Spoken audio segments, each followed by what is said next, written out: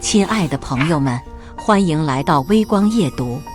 公司年会上，我抽中特等奖，却喜提离职，大礼包一份。公司高层果断地把我辞退，让我连夜走人，还当着所有人的面嘲笑我只是个破打工的。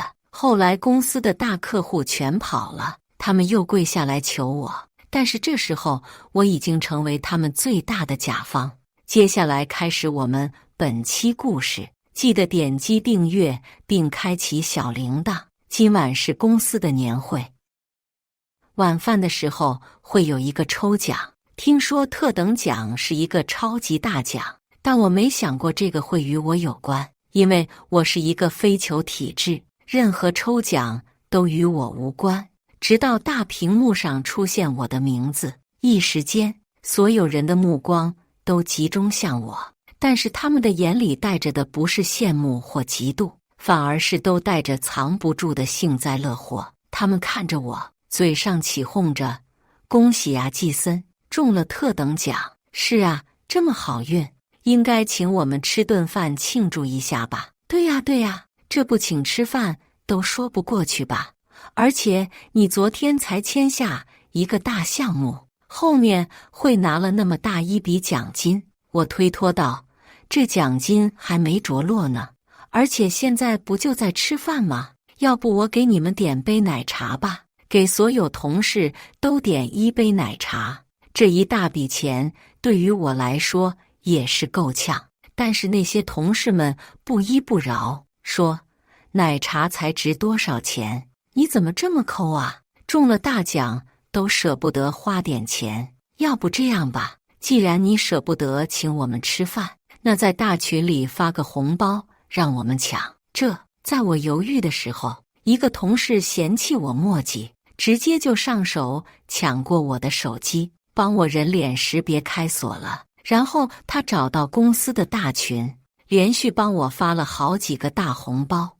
我想抢回手机，结果被其他几个同事拦着。其他抢到红包的同事纷纷说：“这个帮忙发红包的同事真是大气。”可这明明花的是我的钱，我顿时感觉不妙。我拿回手机一看，才发现那个同事是发了好几个红包，每个红包的金额都有几千，这一下子就发走了我小1万。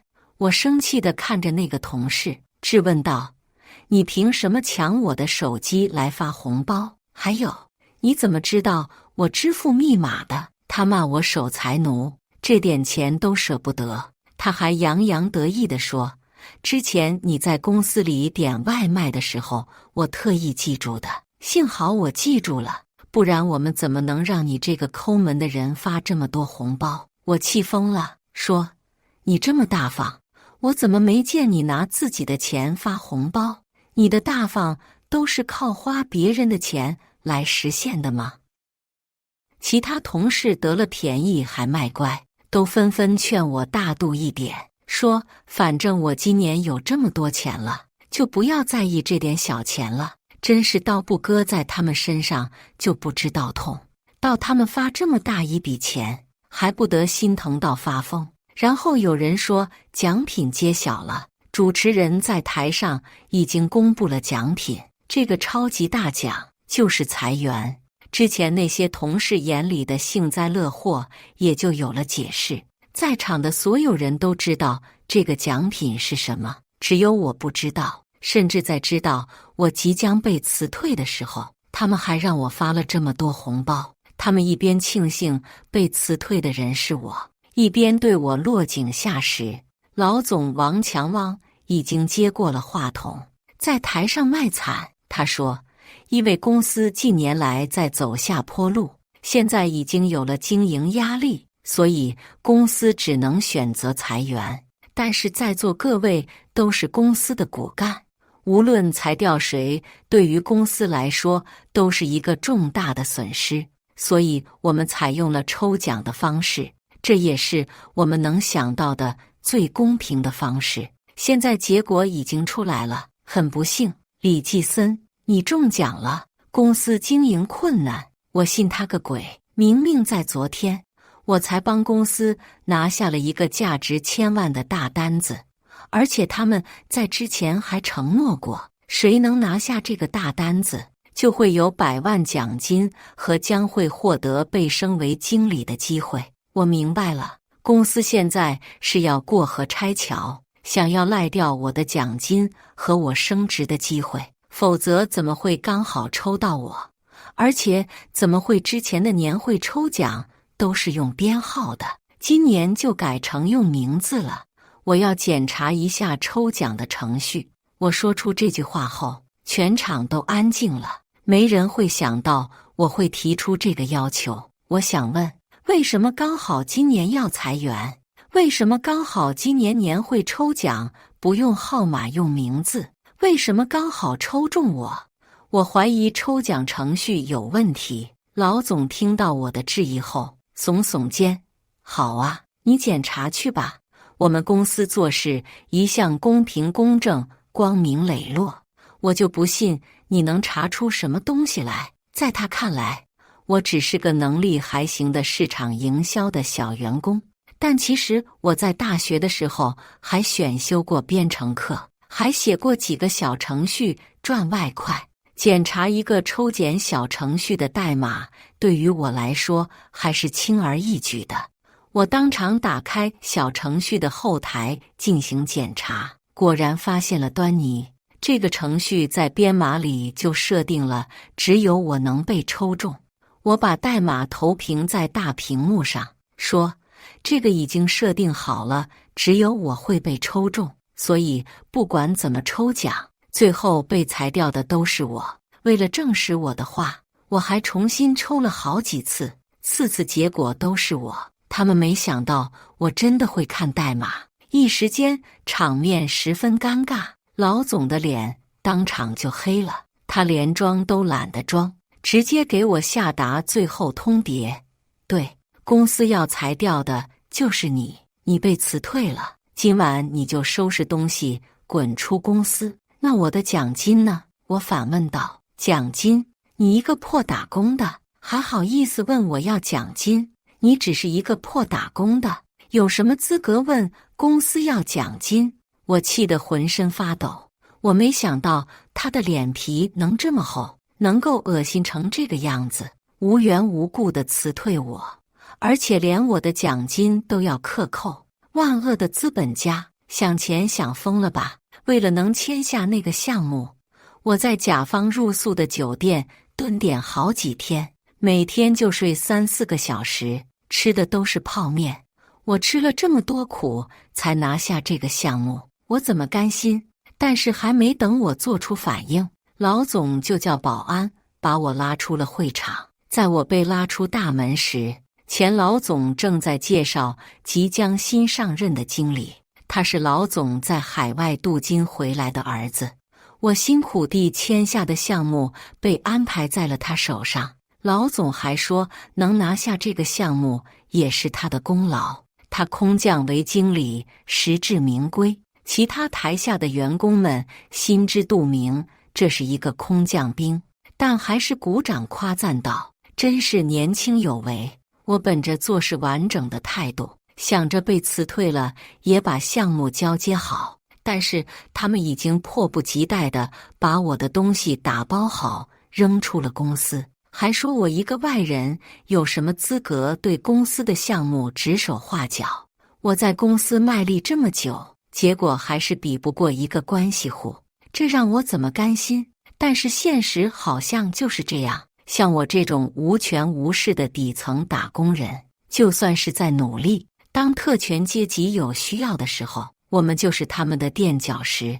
我的奖金和升职注定是打水漂了。我收拾好心情，打开招聘软件，想着找另一份工作。但是这几天我投了10几份简历，都没有消息，就算有消息也是拒绝。以我的学历和丰富的工作经历，找另一份对应的工作应该不困难。所以为什么会这样？到晚上我才知道答案。一个之前和我关系还不错的同事把老总的朋友圈截图给我了，那条朋友圈是在我被辞退的当晚发的，实在是痛心。我没想到有一天被员工出卖的事情也会发生在我身上，幸好我发现及时，把他辞退了，才没有让他给公司造成更大的损失。现在这个业界败类重新流入求职市场，希望各位同行能擦亮眼睛，不要让一颗老鼠屎坏了一锅粥。里面还放上了我的个人简历和照片，用来提醒看到这条朋友圈的其他人，每个行业都忌讳被自己的员工出卖，而且很多 HR 之间的消息都是相通的。他的好友圈里有不少同行的老板，他这么做是想要断了我的后路，不让我继续在这一行里谋生。那个同事说，如果不是因为我当时执意的要查抽奖程序的代码，让他难堪，可能局面还不会闹得这么难看。我的同事还说，你就忍一下，跟老板道个歉吧，说不定他消了气就愿意放你一条生路。我们都是普通人，没了工作就没了生活来源，我们和他们根本耗不起。可是这应该怪我吗？在当时，我只是想给我自己讨回一个公道。我打电话给老板，想要跟他理论，结果发现我已经被拉黑了。我是过去公司找他，但是我连公司大门都没能进去，就被保安像扔垃圾一样的扔了出来。我被来往的人像笑话一样看待，一瞬间，无助像潮水一样的将我淹没。祸不单行，我妈打电话过来了。我妈问我，今年你公司什么时候放年假？你什么时候能回家？我到现在也没有跟我妈说我被辞退了的事。她一向不支持我离开老家，一个人单打独斗。甚至在我刚毕业的时候，就在老家给我找了份文员工作。他说，女孩子就是要安稳一点，不要总想着去闯荡赚大钱，让家里人担心。后来我把我做出来的业绩给他看后，他才没有那么多反对。如果我现在跟他说我被辞退了，他又要开始担心了。我只能先找好下家，再跟他说。我现在只好按照往年的习惯，对我妈说，我大概正月28就开始放年假了。我妈连忙说好，她照例关心了一下我的生活，在挂断电话前特意的叮嘱我，你今年要买多点东西回家。你小姨昨天特意打电话过来跟我说，你表姐入职了家大公司，奖金多高多高，吹得天花乱坠的。你可千万不要给我丢脸。在拿下那个大项目后，我跟我妈说过，我今年可能会得到一大笔奖金。现在我妈默认我已经拿到那笔奖金了。我拿出了我之前存下来的钱，又购置了许多东西。从被辞退到现在，我的积蓄已经所剩无几了。我拎着大包小包的礼品回到家时，我妈正在和我小姨一家坐在客厅里聊天，但是氛围并不是很妙，还有点剑拔弩张的感觉。我妈迎了上来，得意地说，我女儿可真有出息，不仅年终奖金100万，还知道孝顺我，买这么多东西回家。我小姨在一边阴阳怪气，奖金高又怎样，那又怎样，现在不还是个大龄剩女，不像我女儿，工作好就算了，还交到了一个家里开公司的富二代男朋友。小姨还当场翻出了表姐男朋友的照片给我们看，我愣住了，因为那个人就是年会上老总介绍的顶替我的海归镀金富二代。万一他跟表姐说了我已经被辞退的事情，我不敢想这个年我会过得多艰难。但是目前看来，幸运的是他们还不知道这件事。我妈和我小姨是死对头，从小到大什么都要攀比，从成绩到老公，再到现在比女儿。果然，我妈不甘示弱，明天我女儿也要去相亲了，对象是个大公司的老板，不比你女儿的富二代好多了。我是相亲的主角，但是我相亲前一天才知道这件事。我诧异地问我妈，为什么你之前没有跟我说过相亲的事？我妈说，这个人是前几天别人才介绍给我的，我觉得你也老大不小，该找个男朋友了，就先帮你安排了。我妈边说还边朝我使眼色，示意我现在小姨他们一家还在，不要让她丢脸。我只得答应下来，因为我知道我妈的性格，就算我不答应，她也会软磨硬泡的让我答应。在去相亲的前一晚，我接到了王强汪他儿子的电话，他语气嚣张，说：“李继森，你现在把和荣盛合作的项目的资料都发给我。现在知道让我把资料发给他，之前我想交接工作的时候干什么去了？现在也好意思来问我要资料，真是够恶心的。”我冷笑着拒绝道：“不好意思，王经理，现在我已经不是贵公司的员工了，已经没有义务帮你工作了。这点小资料，我相信凭借王经理过人的能力，肯定没问题。”说完，我就毫不犹豫地挂断了电话。王强汪他儿子没想到我敢挂他的电话，疯了一样的回拨过来。我不耐烦地直接把电话关机，世界终于清静了。第二天，我到了约定的餐厅后，坐在那里的人却让我感到惊讶，因为和我相亲的对象就是我被辞退前签下的大项目的甲方的老板梁斌成。坐下后，他直接对我说，前几天我在国外出差，回来继续处理我们之前签的项目，发现你已经被那家公司辞退了。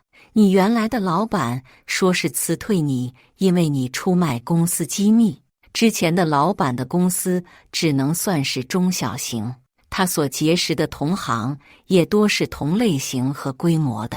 可是梁斌成的企业荣盛在整个省里是龙头企业，原先的公司老板根本没可能结识到这种人物，所以之前他们才这么重视这个项目。为了能拿下这个项目，不惜开出100万奖金的诱饵。我着急地向他解释，不是的，我真的没有出卖公司机密，这只不过是他们想要赖掉我的项目奖金，辞退我的一个理由。可梁斌成接下来说的话更让我惊讶。我相信你，在和你签那个项目之前，我观察过你一段时间，我觉得一个为了项目愿意吃苦，在酒店外蹲守这么多天，而且项目资料准备周全，而且对所有资料都熟悉的人，他的人品和实力是不会差的。而且你们公司辞退你，还是为了让现在的经理当空降兵吧？我和现在的经理在第一次见面的时候就打过交道，一点专业知识都没有，对项目的资料一点都不熟悉，能力更是连你的1/10都没有，就是一个草台班子。梁斌成继续说，我实话跟你说吧，当初我选择让你们公司负责这个项目，主要也是看重你的实力和人品，但是既然现在他们已经把你辞退了，我觉得这个项目也就没有继续的必要了。我会向那家公司提出终止合作。此外，我还要请你加入我的公司。我相信在我的公司这个更大的平台上，你的实力肯定能在这里得到充分的发挥和提升。只要你愿意加入荣盛，你随时都可以入职。我快要被梁斌成的话给砸晕了，我感觉自己在做梦，而梁斌成还坐在对面等着我的答复。这是一个我从来没想过的好机会，我之前都不敢想，有一天我能够进入荣盛这种规模的大公司任职。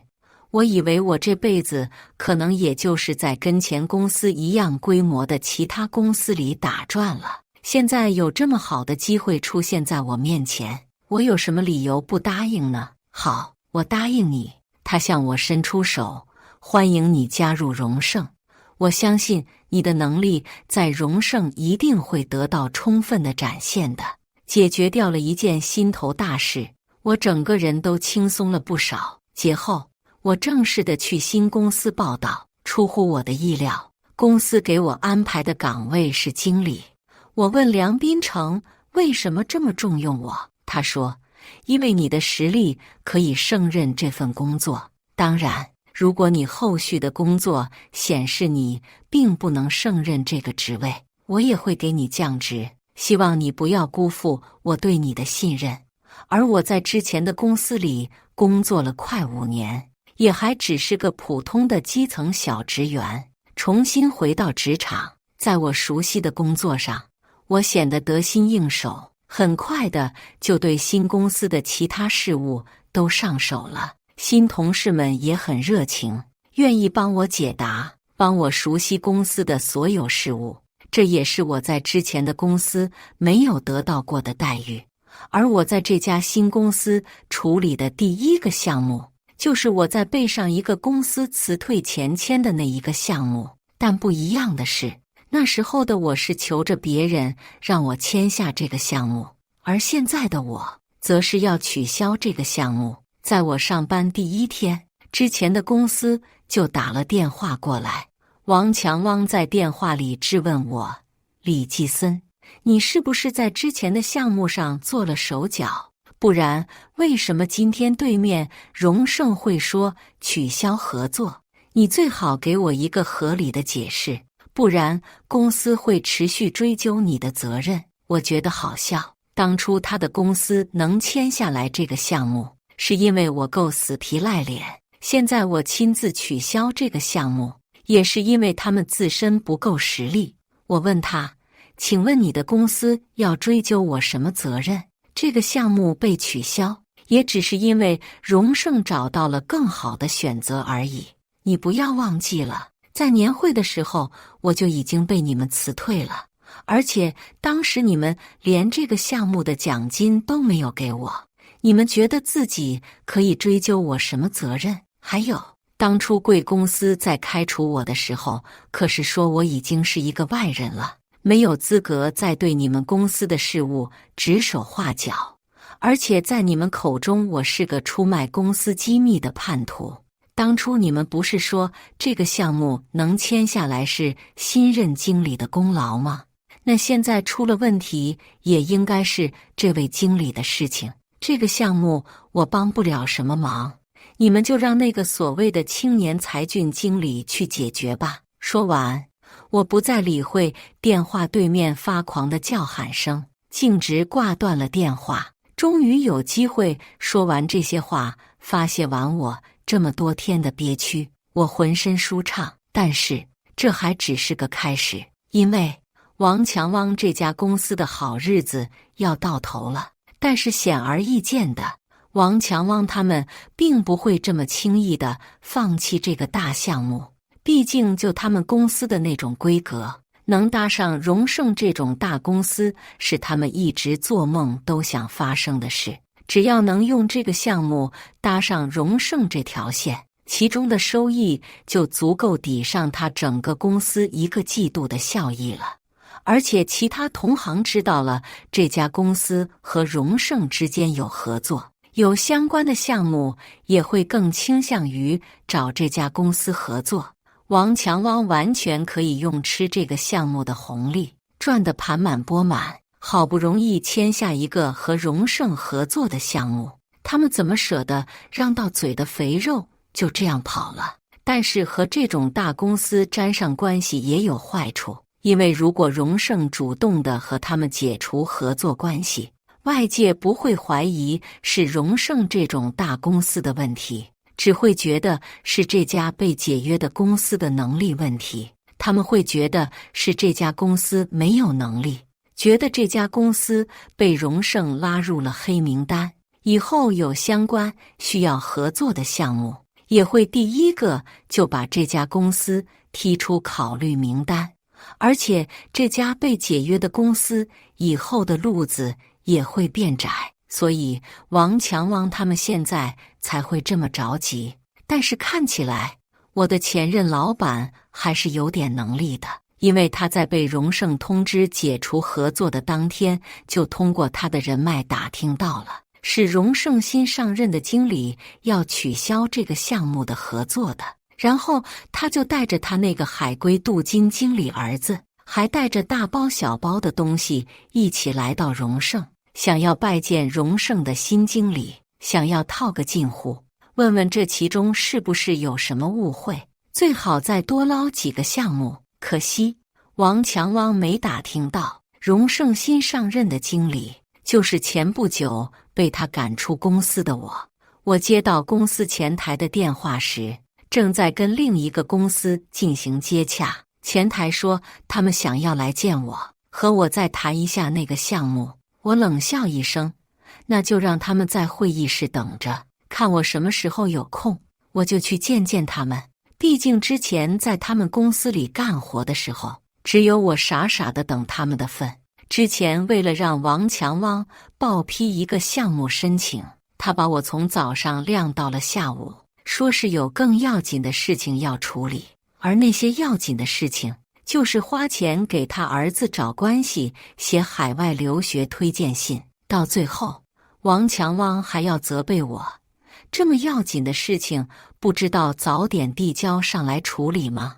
为什么要等到这么晚，耽误我的时间？公司花钱来是让你吃白饭的吗？而当时的我为了保住这份工作，只能忍气吞声，低声下气地对他道歉，对不起，是我的疏忽，这个错误我不会再犯了。现在风水轮流转，等的人轮到王强汪了，那就慢慢地等着吧。我和另一家公司的负责人洽谈得很愉快，如果不出意外，他们将会是下一个合作对象。而现在距离刚刚前台说王强汪想见我，已经过去了4个小时。我看了眼时间，才慢悠悠地起身去会议室。在会议室外，我就已经听到了里面王强汪他儿子暴躁的声音。这都过去多久了？什么东西没解决完？他是不是就是故意羞辱我们的？他只是一个经理，有什么了不起的？等我拿下这个项目，把公司做大做强后，我看他还怎么嚣张。那你要让我怎么看？我推开会议室的门问。王强汪看到我进来了，一脸不屑地说：李季森，你怎么在荣盛？你已经被我们辞退了，现在哪有你说话的地方？你不会是异想天开的想要在荣盛找份工作吧？你这种劣迹员工，荣盛怎么可能会录用你？还是说你发现自己找不到工作了，打听到我们在荣盛，就来找我们求情，让我们放你一马，回来继续上班？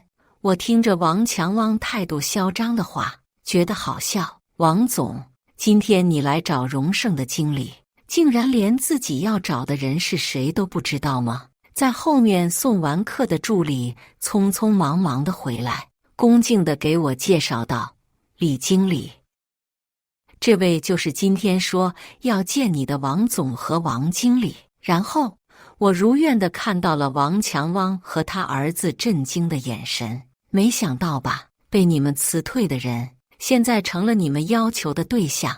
王强汪不愧是在商场上10几年的老狐狸，能屈能伸。在知道我就是他们今天要求的荣盛新任经理后，态度立刻就来了个180度大转变。王强汪笑着说：季森啊，当初你在公司里做的时候，我就知道你能成大器，我果然没看错人啊。你现在都成了荣盛的经理了，季森以后你可前途无量，可千万不要忘了提携我呀。他说着还想要上来拍我的肩，结果被我侧身躲了过去。王强汪尴尬地把手收了回去，然后王强汪提出了他真正的目的：季森啊，看在你之前在我们公司里工作了这么多年的份上，这个项目也是你离开前拿下的，你也想这个项目有头有尾的吧？你就把这个项目交给我们吧。现在我们这边负责这个项目的人你是知道的，高学历，还是从海外引进的人才，他绝对会把这个项目办得妥妥的，是吗？我冷淡地说。可是当时你开除我的时候，可是说这个项目是这位新任的经理拿下的，我可是个出卖公司机密的叛徒，怎么现在还成了我的功劳？说来也是神奇，这个贵公司的经理刚回国还没入职，就帮你们拿下了这个大项目。这么看，还真不愧是个海外人才，真不愧是王总的儿子。王强汪被我下了面子，敢怒不敢言，站在一边讪笑，一副哈巴狗的样子。然后我打破了他最后的想法，但是这个项目，荣盛还是要和你们解除合作。这个项目，我们已经有了更合适的合作对象。王强汪脸色一僵，张了张嘴，还想说点什么，他儿子在一边不耐烦地打断：“得了吧，人家摆明了就是故意报复我们的，你还在这跟他讲这么多干什么呀？”然后他看着我，一脸理所当然地说：“你不就是想解约吗？当时荣盛可是和我们公司签了合同的。你现在无故解约，也是该赔偿我们违约金的吧？”我知道他在盘算着什么。这个项目涉及的款项巨大，按道理来讲，违约金也很高。就算是做不成这个项目，这笔违约金也够王强汪他们公司赚一笔了。可惜呀，他的如意算盘打错了。难道你不知道，当时你爸为了能签上荣盛这个项目，主动的把合同里违约金的那条款项给删除了吗？所以现在，就算是荣盛主动的提出解约，荣盛也不用给你们支付1分钱的违约金，你就不用再盘算这些馊主意了。最后，王强汪他们父子俩是白着脸离开荣盛的。王强汪原本还想着再求情，让我同意把这个项目给他们，结果他儿子沉不住气，说话不经过大脑，直接把荣盛给得罪透了。第二天，荣盛就在企业的官网上放出了解除合作的公告。之前王强汪他们签下和荣盛的合作之后，就迫不及待地大肆宣扬，恨不得让全天下的人都知道他签上荣盛的项目了。也是因为签上了荣盛，王强汪他们父子俩靠吃这个项目的红利，也和其他公司签了不少合作。现在那些公司看到荣盛主动的解约了，也就纷纷跟王强汪提出解约。当时王强汪签那些合同的时候狂妄自大，压根儿就没想到违约金这回事。王强汪他们本来就已经投了钱进去了，现在别的公司纷纷提出解约，他们连违约金都拿不到，损失惨重，简直就是做了好几笔的赔本生意，血本无归。王强汪他儿子就是个绣花枕头，面对这种事情根本不会挽回客户，反而是指着顾客的鼻子骂。王强汪他儿子只会无能狂怒，指责手下的员工不会干活，然后扣绩效扣工资，让好一些员工这几个月连保底的工资都没有。他手底下很多员工受不了他的压榨，递辞职信跑路了。他们跑路前还联合在一起搞了个劳动仲裁，举报他们工资低于平均水平，还举报他们偷税漏税，又让王强汪他们吃了个官司，社会名声一落千丈。但是偷税漏税这件事因为不够证据，就没继续追查下去。自从我和王强汪他们不欢而散后，他们父子俩又巴巴地来找过我，跟我打感情牌，让我放他们一马，给他们公司一条活路。他说：“季森呐，你都在公司里干了5年了，一切都有感情了，你也不想看公司就这样倒闭了吧？你就高抬贵手，帮帮我吧。”他说的好不可怜，一副打感情牌的样子。现在知道让我帮，当初想办法设计我，当着那么多人的面把我辞退的时候，可没见他们考虑感情问题。后来我不耐烦了，就直接让保安把他们拖出公司，就跟当初我想跟他讲道理，结果被他叫保安拖出去的一样。现在我还在跟进另一个项目，这个项目荣盛是面向所有公司一起竞标的，只是我没想到王强汪还是没死心，对他的儿子还是信任得很，竟然这么放心就把这个项目交给他儿子来负责。我看着王强汪他儿子一脸自信地在上面不知所云，在心里暗自发笑。他甚至连自己公司的竞标书都不熟悉，讲得断断续续，还忘词了好几次。一看就知道这个竞标书是他手底下的人来做的。王强汪站在我旁边，谄媚地笑着，想要和我套近乎。其他人见状，问我：“李经理，您跟王总认识啊？”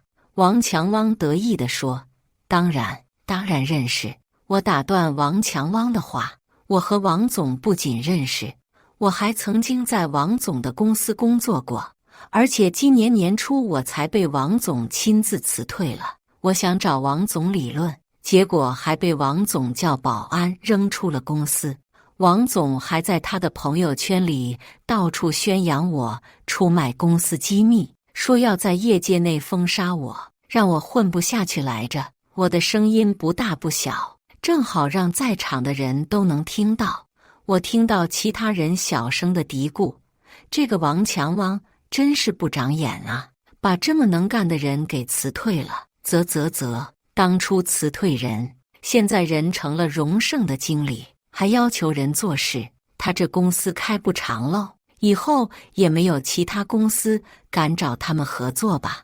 王强汪从我说话开始就脸色难看，听到其他人的议论声之后，脸上的冷汗更是不停地掉。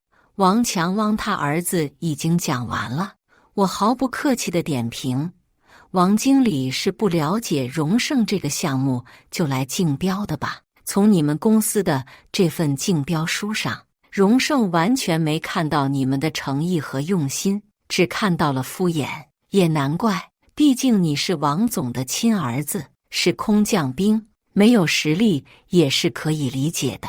王强汪他儿子从小顺风顺水，哪有被人这样说过？他被我一刺激，冲上来想要打我，然后被会场的保安控制住，和王强汪一起扔出了会场。我在会场上说的那些话，很快的就在业界内传开了。再加上王强汪他儿子在会场上话不经脑闹出的笑话，其他公司更是把王强汪的公司拉进了黑名单。这件事也被其他公司的老板用来教训自己的孩子，耳提面命地叫他们出门在外说话要注意分寸。毕竟没人愿意为了一个小公司得罪荣盛这种大企业。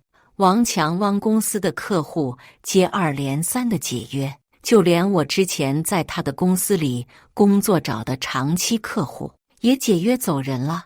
王强汪的公司慢慢的入不敷出，很多老员工和骨干员工都纷纷的找好下家跳槽了。王强汪的公司离破产就差那几步了。王强汪走投无路，又把主意打到了我的身上。我把他的电话拉黑了，他找不到其他方式联系我，就在公司大堂堵我。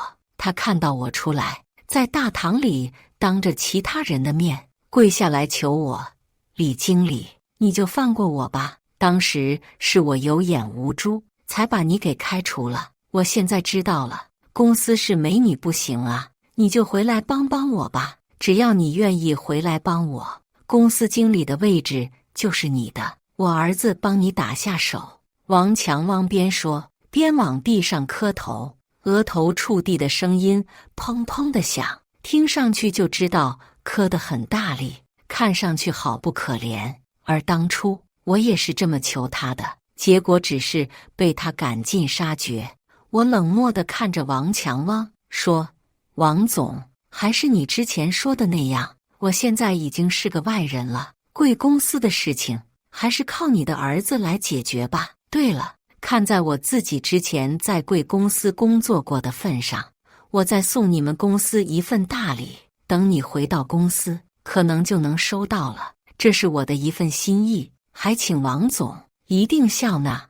王强汪带着最后一点希望回去了，他以为我真的会帮他一把，但我准备给他的大礼将会是压垮他的最后一根稻草。因为我今天上午，我向税务局提交了他公司偷税漏税的材料，果然当天下午，王强汪公司被查的事情已经传遍了。因为证据确凿，王强汪的公司当场就被贴了封条。王强汪要补缴的税额巨大，就他公司现在有的流动资金，补交完了款项，他的公司也就差不多要破产了。而且他偷税漏税的那个额度也已经到了入刑的下限。最后王强汪锒铛入狱，也算是在晚年的时候吃上了国家饭。没过多久就是中秋，又到了家庭聚餐的时间。饭桌上，我表姐主动地挑起了话题：表妹啊，你怎么被公司辞退了也不跟我们说呀？是不是怕丢脸呢？做人不要那么死要面子嘛。辞退？什么辞退？我妈惊讶地问。自从入职了荣盛，我就忙得飞起，没空跟我妈说我已经离职的事，而且我也忘了要跟我妈说这件事了。没想到现在会被表姐找到机会说出来了。看她的架势，她知道我被辞退这件事跟抓到了我什么把柄一样，仿佛我被辞退是什么十恶不赦的事情。见我妈反应这么大，表姐继续得意地说，我之前交的男朋友好巧不巧是表妹之前公司里的总经理，我就叫他关照一下表妹，找机会把表妹提拔一下。但是没想到他说表妹在年初的时候就已经被辞退了。表妹，那你这半年来装模作样的假装上班不累吗？表姐眼里的幸灾乐祸满的快要溢出来。说完了吗？我看着表姐，我是被辞退了。我干脆利落地承认。小姨乘胜追击，哎呀，季森现在失业了呀。没事，我叫你表姐再帮你找一份工作。小姨跟我妈比了这么久，难得的抓到个这么好的机会，在我妈面前扬眉吐气，看上去好不得瑟。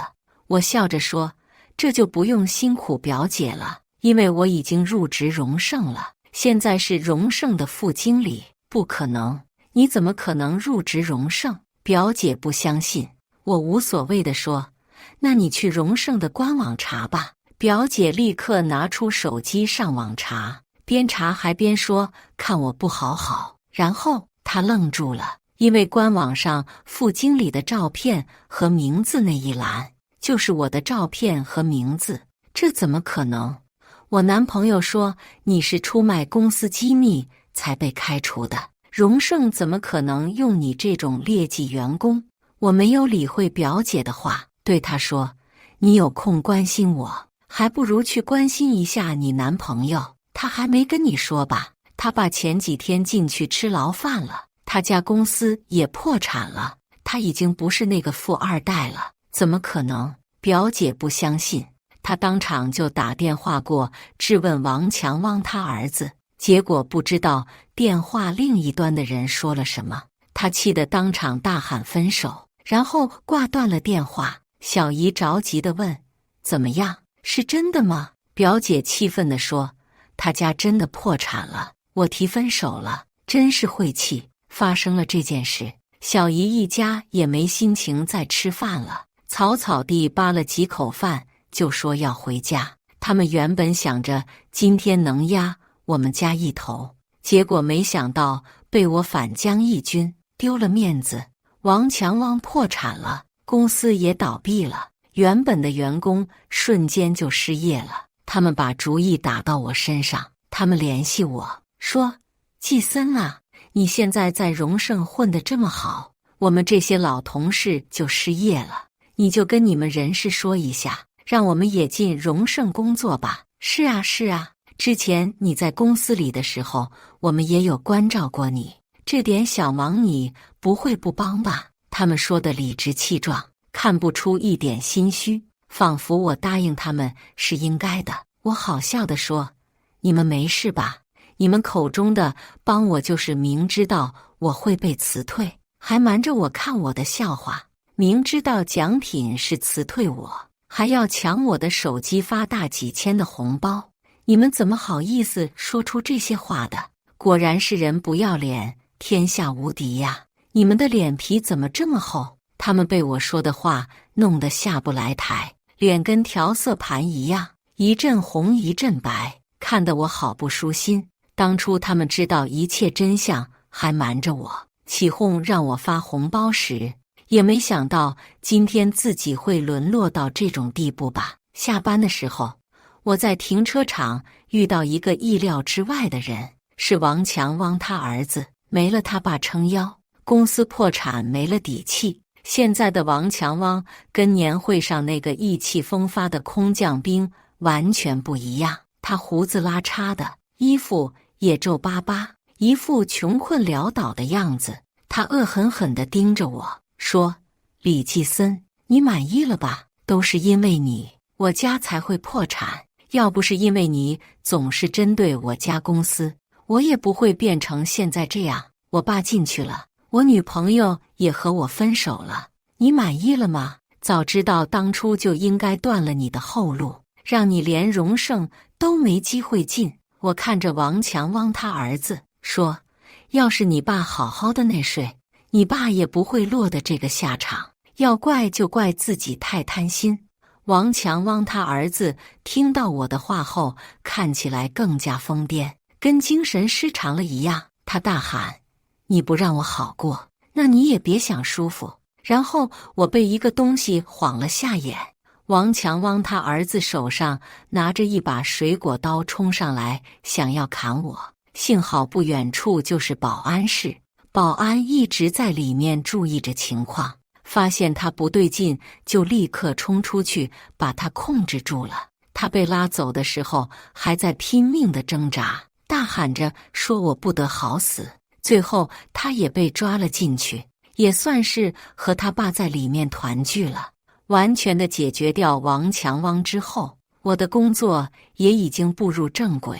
我陆续的为荣盛拿下了几个大项目，手下的员工们也对我更加信服。1年后，我在荣盛从副经理升为经理，工资和奖金也跟着翻了好几番。我相信我未来的职业生涯会更加光明。感谢大家的观看。本期故事精彩吗？欢迎大家在下方评论区吐槽。如果你喜欢这类故事，记得点击订阅微光夜读，并分享给更多的人，这会对我帮助很大。